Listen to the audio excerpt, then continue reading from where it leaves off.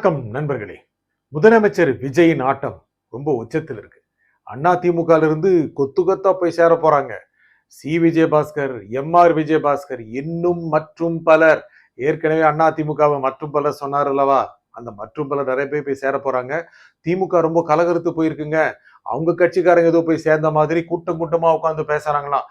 அதிமுக காலியாச்சுன்னா திமுக கவலையா இருக்கு. என்ன நாளைக்கு ஆட்சி அமைப்பதற்கு அவங்க தேவையில்லவா அப்படின்னு நினைச்சுக்கிட்டு இருக்காங்க. இந்த நிலைமையில தான் முக்கியமான கூட்டம், முக்கியமான சந்திப்பு, முக்கியமான ஒரு இணைப்பு விழா தாவேக்கால நடக்க போகுது. இந்த இணைப்பு விழால முக்கியமான அதிமுகவின் முன்னாள் அமைச்சர்கள் சேர போறாங்க. C Vijayabaskar, MR. விஜயபாஸ்கர் இப்பதானே ராஜினாமா பண்ணாரு. கண்ணீருடன் விலகுகிறேன் அப்படிங்கிறாரு. எதற்காக கண்ணீர் சிந்தினாருன்னு தெரியல. இதுக்கு நடுவுல தான் அது மட்டும் இல்லாம இன்னும் சில பேரும் அந்த நம்பர் லிஸ்ட்ல இருக்கிறாங்கன்னு சொல்றாங்க.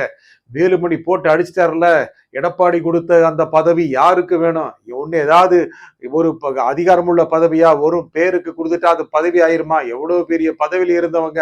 இதனால அவங்க கூட்டவங்களும் அநேகமாக ராஜினாமா செய்துவிட்டு வந்து விடுவார்கள்ங்கிற மாதிரி இருக்குங்க.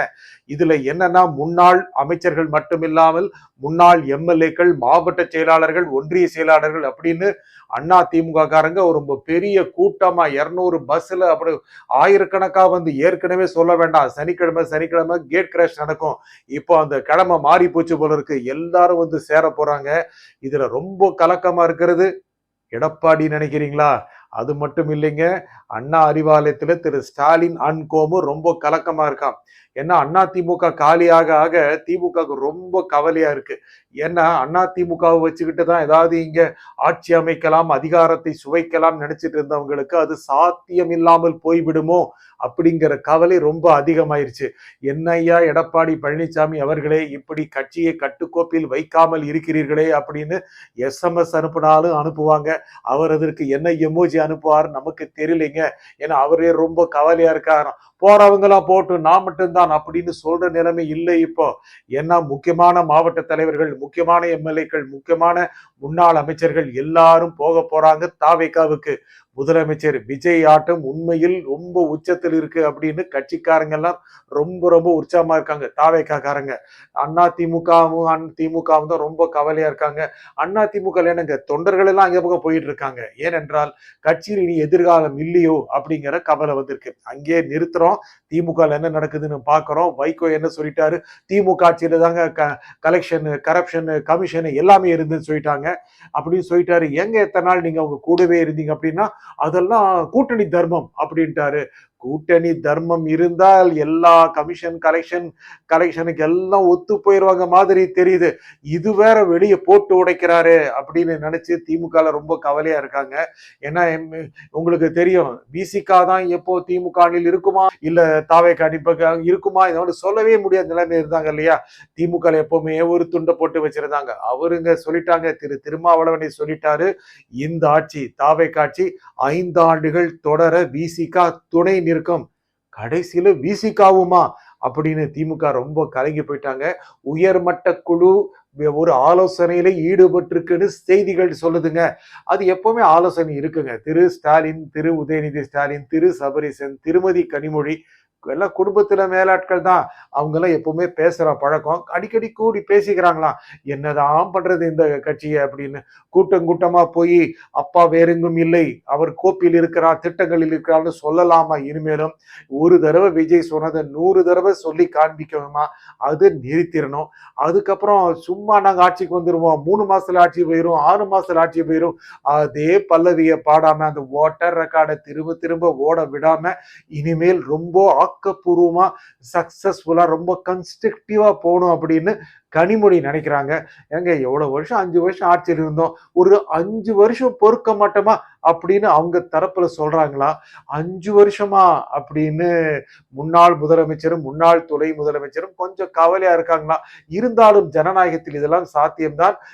ஆடுகின்ற கட்சிக்கு எதிராக தொடர்ந்து கருத்துக்களை வெளியிட வேண்டும், அவர்களுக்கு எதிராக களத்தில் நின்று போராட வேண்டும் அப்படின்னு சொன்னாலும் கூட இது கொஞ்சம் பொறுக்க முடியாத மாதிரி தான் இருக்கான்.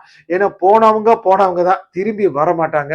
எங்கள் ஓட்டில் சென்றவர்கள் நாங்கள் அனுப்பி வைத்தோம், இதெல்லாம் வேலைக்கு ஆகுமாங்க? அப்போனா தனிமரமாகி விட்டதா திமுக? ஏன் அப்படி நினைக்க வேண்டும்? தனியாக நின்று களத்தில் வெல்ல வேண்டும் அப்படின்னு கனிமொழி பல தடவை சொல்லிட்டாங்க. ஆனா இப்படியே இருக்க முடியுமா? மத்தியில வேற பிஜேபி ஆட்சி இருக்கு. நம்ம கிட்ட வேற 22 எம்பிக்கள் இருக்காங்க. எல்லாரும் போய் எம்பியா போய் மக்களவையிலும் மாநிலங்களவை பேசிட்டு மட்டும் வர்றாங்க. எப்போ அந்த அமைச்சர் பதவி கிடைக்கிறது அப்படின்னு ரொம்ப ஆர்வமா தான் இருக்காங்களாம். சரி, அப்படி போயிட்டா இங்க கழுவி ஊத்திர மாட்டாங்களா? என்னங்க பாஜக பக்கம் போறதுக்காக தான் எத்தனை நாள் இப்படி இருந்தாங்களா? ஏற்கனவே என்ன சொல்றாங்கன்னா, பாஜக சொல்கிறபடிதான் திமுக ஆடி எடப்பாடி பழனிசாமியை முதலமைச்சராக்க நினைத்தது அப்படின்னு ஒரு தேரி. இன்னொரு தேரி பாத்தீங்கன்னா, தாவேகாவை பாஜக ஆட்டுவிக்கிறது. இதெல்லாம் ஏற்கக்கூடியதாங்க.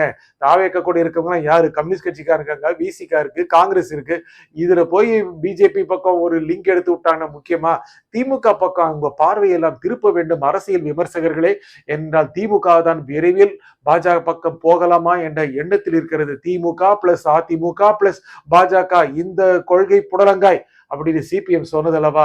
அந்த புடலங்காயை விளைவித்தால் என்ன அப்படின்னு திமுக நினைக்குதா? என்ன இப்போ அடுத்த 3 வருஷம் இருக்கு, ஒரு அமைச்சர் பதவி வாங்கிட்டு ஜாமன் இருக்கலாமே, எவ்வளவு நல்லா இருக்கும், அதிகாரத்தில் இருக்கிறோம், அப்புறம் இங்க தாவேக அரசுக்கு வேணுங்கிற அளவுக்கு நம்ம குடைச்சல் கொடுக்கலாமே நினைக்கிறாங்க. ஆனா மோடி தரப்புல அதற்கான சிக்னல் இல்லையா? ஏனென்றால் தாவேக அரசு நன்றாக இருக்க வேண்டும் என்று திரு மோடி நினைப்பது போல் தெரிகிறது. அமித்ஷாவும் கூட நினைக்கிறாராம். சமீபத்தில் நம்ம பார்த்தோம்ல என்ன மாதிரியான கருத்துக்கள் வந்தது அப்படின்னு. நிர்மலா சீதாராமன் ரொம்ப சாதகமா பேசிட்டாங்க. தாவேக நன்றாக இருக்கட்டும், இந்த திராவிட கட்சிகளை காலி செய்யட்டும் அப்படின்னு பாஜக நினைக்கும் போது பாஜக கூடவே கூட்டணி அமைச்சா இருக்கிறது காணாமல் போய்விடும் அல்லவா? ஆகையால் தனி ஆவர்த்தனம் தான், புரிய வேண்டும், புரிந்தால் என்ன அப்படின்னு நினைக்கிறாங்களா? ஆனா கட்சிக்குள்ளே நிறைய கருத்து வேறுபாடுகள் இருக்கு. திமுகவுடைய உயர்மட்டத்துல கருத்து வேறுபாடு இருக்கு. கட்சியுடைய உயர்மட்டத்தில் இருக்கின்ற குடும்பத்திற்குள்ளேயே நிறைய கருத்து வேறுபாடு இருக்காம். நான் சொல்ல வேண்டாம். இன்னும் அந்த அளவுக்கு நாங்க இறங்கல, நீங்க புரிஞ்சுப்பீங்க. அப்படி கட்டுக்கோப்பா இல்லையாங்க. மேல் மட்டத்துல நிறைய பிரச்சனை இருக்கு. மூத்த தலைவர்கள் அவங்களும் எம்எல்ஏ ஆகி வந்திருக்காங்க, மாவட்ட செயலாளராக இருக்காங்க. அவங்க எல்லாரும் கொஞ்சம் கொஞ்சம் எதற்காக இந்த அரசை போட்டு இப்படி அடிக்கணும், கொஞ்சம் பொறுமையா போலாமே அப்படின்னு சொல்றாங்களாம். இருந்தாலும் முன்னாள் முதலமைச்சருக்கும் முன்னாள் துணை முதலமைச்சருக்கும் கொஞ்சம் அவசரம் இருக்கான். கனிமொழி கொஞ்சம் சாஃப்டா போலாம், கொஞ்சம் ஸ்லோவா போலாங்கிறாங்களாம். இந்த மாதிரி நிலைமையில இருக்கும்போது எப்படிங்க இந்த அரசை எதிர்த்து நிக்கிறது அப்படின்னு ரொம்ப கவலையா தான் இருக்காங்களாம். இல்ல போட்டு தாக்கணும், ஆனா அதிமுக காலி ஆயிட்டு இருக்கு, இனி எடப்பாடி நம்பி ஒன்றும் செய்ய முடியாது, கடைசியில பார்த்தா எல்லாரும் போய் சேர்ந்து போயிட யாருமே இல்லையே, நம்மளும் போயிடலாம் நிலைமைக்கு, எடப்பாடி வந்தாலும் வந்துருவாருங்கிற மாதிரி தான் அதிமுக பேசிக்கிறாங்க. ஆனா இல்ல, ஒண்ணும் கிடையாதுங்க, ஒரு 2 சீட் இருந்தா கூட கட்சி இருந்தா போதும், நல்லா வெயிட்டா காப்பாத்திக்குவாரு அப்படின்னு நினைக்கிறாங்க. ஆனா திமுக பொறுத்த வரைக்கும் ரொம்ப லாங் வே டு கோ, பொறுமையா இருக்கணும். எம்ஜிஆர் காலத்தில் இருக்கலையா, ஜெயலலிதா காலத்தில் இருக்கலையா, எதுக்கு அவசரம் பண்ணோம் அப்படின்னு நினைக்கிறாங்க.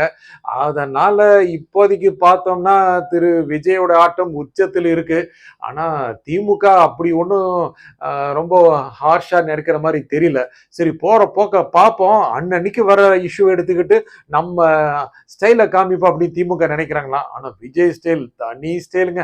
நன்றி, வணக்கம்.